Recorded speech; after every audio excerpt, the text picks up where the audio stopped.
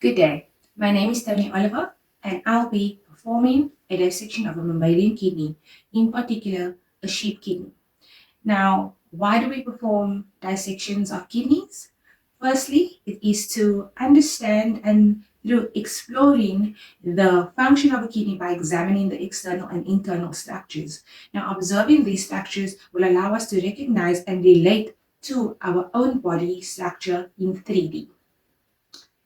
Now, the main functions of a kidney is to remove or filter out metabolic waste or toxins, as well as to regulate the salt and water levels within the blood.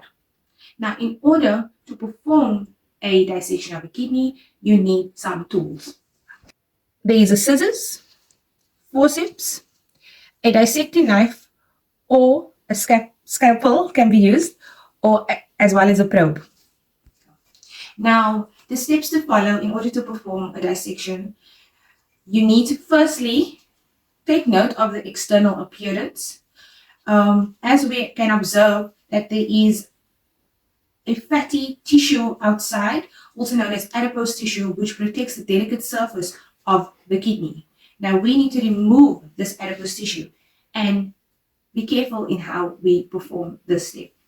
Now, firstly, we need to observe on the outside. You can notice the renal capsule. It's an outer membrane. It is quite dense and irregular connective tissue, so we can just gently pull it off.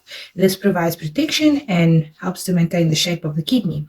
Now, in this area, the concave side of the kidney, there's an indentation, and this area is known as the hilus. In the hilus, we are able to identify 3 different structures. Now, this is known as the ureter.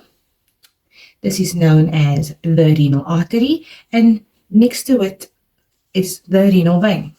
Now, the ureter carries urine from the kidney into the bladder. The renal artery is a thick-walled, thin tube that carries blood into the kidney, and the renal vein is a thin-walled, limp, wide tube that carries blood out of the kidney.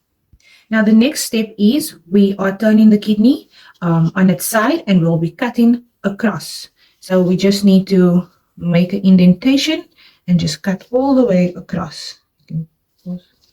So I've been cutting the kidney and it's in half. So what we can notice over here is the cortex region, which is the outer layer, and then the layer below the cortex is the medulla, and the outer layers is quite dark red brown, and the inner is quite light. Now, there's this hollow area in the middle, which is known as the renal pelvis. It is at the end of the ureter, and it also is a thick fibrous tissue that collects urine and carries it out through the ureter towards the bladder. Now, in the other direction, the pelvis extends towards the medulla and the cortex area. Now, if we look at the pelvis, the part of the pelvis that extends towards the cortex is known as the calyces. This is the major calyces, and if we use our probe, we can actually probe into the renal sinus and see the minor calyces.